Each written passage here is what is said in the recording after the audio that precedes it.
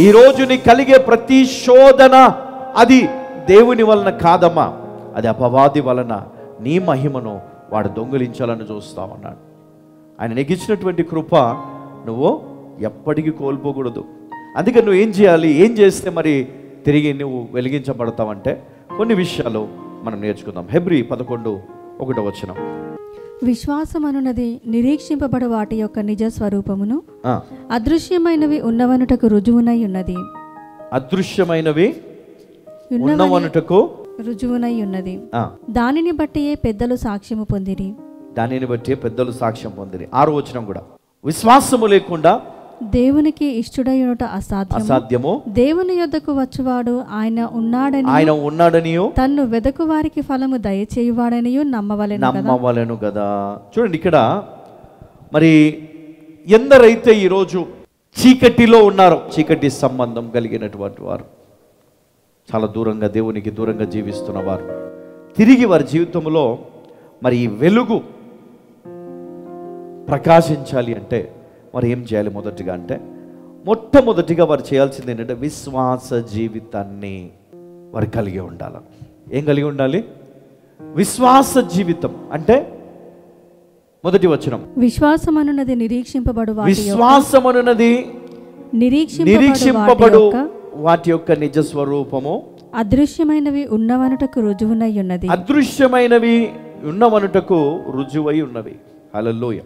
అదృశ్యమైనవి అంటే ఈ విశ్వాసం అనేది ఏంటంటే మన కంటికి కనపడదు. ఇప్పుడు ఒక వ్యక్తి ఉన్నాడు, ఆ వ్యక్తి జీవితంలో రాబోయే రోజుల్లో మరి విజయము కావాలి, కానీ విజయము వచ్చే అవకాశం ఏమీ లేదు. కానీ నీవు విశ్వాసముతో గనక ఆ విజయము నాకు కలుగుతుందని నమ్మితే ఖచ్చితంగా అది నీ జీవితంలో ఈ విశ్వాసము ద్వారా నెరవేరుతుంది. హల్లెలూయా. ఈరోజు అనారోగ్యముతో ఉన్నవారు కూడా డాక్టర్లు చెప్పారు, ఈ వ్యక్తి బ్రతకడు. కానీ నువ్వు ఎప్పుడైతే నీ విశ్వాసమును వాడుతావో, విశ్వాసముతో ఈ వ్యక్తి బ్రతుకుతాడు అని నమ్ముతావో ఖచ్చితంగా ఆ వ్యక్తి బ్రతుకుతాడు. ఒక వ్యక్తి మరి షుగర్ వ్యాధితో బాధపడుతుంటే మరి సంఘానికి వచ్చినప్పుడు దేవుడు చెప్పాడు, ఈ షుగర్ పూర్తిగా వేరుతో సహా వెళ్ళిపోతుంది అని. డాక్టర్లు ఏం చెప్తారు? పోతుందా షుగర్? పోతుందమ్మా. షుగర్ వస్తే లైఫ్ లాంగ్ టాబ్లెట్, కొంతకాలం వాడి వాడి వాడి వాడి ఇన్సులిన్, అది వాడి ఇన్సులిన్ రెండో రకం, దాంట్లోనే డోసు పెంచుడు, ఇవన్నీ ఉంటాయి. కానీ విశ్వాసము ద్వారా పలికినది నువ్వు రిసీవ్ చేసుకున్నప్పుడు ఆ విశ్వాసము ఏం జరిగిందంటే అద్భుతం చేసింది. ఇప్పుడు టాబ్లెట్ లేదు. ఆ షుగర్ డయాబెటిక్ పేషెంట్గా ఉన్నవారు ఇప్పుడు ఆ ప్రాబ్లం లేదు వాళ్ళకి. చాలా కాలం షుగర్ టాబ్లెట్స్ వాడి మరి దేవుని మాట చేత, విశ్వాసము చేత మరి ఆ టాబ్లెట్స్ కొట్టివేయబడ్డాయి. మరి ఈరోజు ఆ షుగర్ ఎప్పుడు నార్మల్, ఎప్పుడు టెస్ట్ చేసుకున్నా నార్మలే.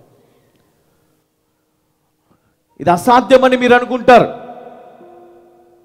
కానీ గొప్ప విశ్వాసం కలిగి ఉంటే అది నీకు సాధ్యమే. హల్లెలూయా. అందుకని అన్నాడు ఇక్కడ 6వ వచనంలో ఏమన్నాడు? విశ్వాసము లేకుండా దేవునికి ఇష్టడై ఉండుట అసాధ్యము.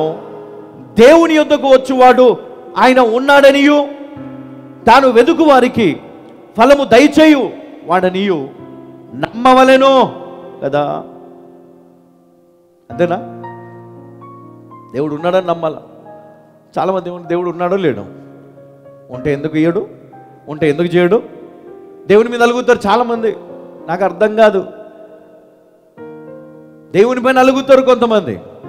దేవుడు ఇయ్యలేదు, నాకు దేవుడు చేయలేదు, నేనెందుకు పోవాలా, నేను ఎందుకు చేయాలా? నువ్వు మనుషులతోటి కాదు నువ్వు ఆడుకునేది, దేవునితోటి జాగ్రత్త. నువ్వు మనుషులతోటి నువ్వు కొట్లాడినట్టు దేవునితో కొట్లాడొద్దు. ఈ దేవుడు ఎట్లాంటి దేవుడు తెలుసా? దేవుని దగ్గర అవునంటే ఉండి, కాదంటే కాదన్నట్టే ఉండాలంటాను. అంతేగాని దేవుని పైన అలిగి నీ మహిమను నువ్వు కోల్పోతు, నీ వెలుగును నువ్వు కోల్పోతు, నువ్వు ప్రకాశించే బిడ్డగా నువ్వు ఉండాలని దేవుడు కోరుకుంటున్నాడు కదా. కానీ నువ్వు చీకటిగా ఉండాలని కోరుకుంటే మరి అపవాదానికి చెప్తాడే, ఆయన ఏం చేయడు, ఆయన నువ్వు తిట్టు. యోబును ఎవరన్నారు, భార్య అన్నది కదా పక్క నుంచి, తిట్టు, దూషించు. అమ్మో, నేను దూషించా, ఆయన నోటి ద్వారా కూడా పాపం చేయలేదంట, దేవుని దూషించలేదంట, దేవుణ్ణి దూషించలే. అందుకే దేవుడు రెండంతలుగా ఆశీర్వదించాడు. కష్టాలు వస్తాయి, బాధలు వస్తాయి, ఇబ్బందులు వస్తాయి, కానీ ఈ విశ్వాసము నీకుంటే నువ్వు వాటిని జయించగలుగుతావు కదా. గిద్యోను నమ్మాడా లేదా అమ్మా? నమ్మాడు. మరి ఆయన దగ్గర ఉన్నటువంటి సైన్యంలో పిరికి వారు, నమ్మని వారు, భయపడే వారిని పంపించేశాడు. ఎందుకు? వారిలో విశ్వాసం లేదు, పంపించేయి. గెలుస్తామన్న నమ్మకం లేదు, పంపించేయి. మిగిలిన వారు 300 మంది 3 గుంపులుగా చేశాడు. వాళ్ళకు ఒక ప్రణాళికనిచ్చాడు, ఆ విధంగా చేయమన్నాడు, చేశారు. విజయం వచ్చింది, శత్రువులు పారిపోయారు. హల్లెలూయా. మరి ఈరోజు దేవుడు ఆయన సంఘానికి కూడా ఇదే చెప్తున్నాడు, నేనున్నాను, మీకు ధైర్యంగా ఉండండి, నా కృప మీకు తోడుగా ఉంది. ఎవరికి? నా కృప మీకు తోడై ఉంది. దేవునికి అసాధ్యమైనది ఏది లేదు. నువ్వు నమ్మితే దేవుడు సాధ్యపరుస్తాడు. నీ జీవితం బాగుపడుతుందని నువ్వు నమ్మితే దేవుడు ఖచ్చితంగా నీ కుటుంబాన్ని బాగు చేస్తాడు, నీ జీవితాన్ని బాగు చేస్తాడు. నీకున్న పరిస్థితి మారుతుందని నువ్వు నమ్మగలిగితే 100% దేవుడు మారుస్తాడు.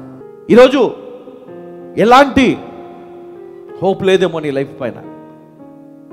ఈరోజు చాలామంది బ్లెస్ అయ్యారు, నేను అట్లా అవుతానో కాదో అని అవిశ్వాసంలో ఉండొచ్చు. కానీ నువ్వు నమ్మితే, నువ్వు విశ్వసిస్తే దేవుడు ఉన్నాడని, దేవుడిని అడిగిన వారికి ఆయన ఫలం ఇస్తాడని, ఆయన దీవిస్తాడని, ఆయన ఆశీర్వదిస్తాడని, ఆయన స్వస్థపరుస్తాడని, ఆయన అన్నిటిలో ది బెస్ట్ ఇస్తాడని నమ్మితే నీ జీవితంలో ఈ అద్భుతాలన్నీ జరుగుతాయి. హల్లెలూయా.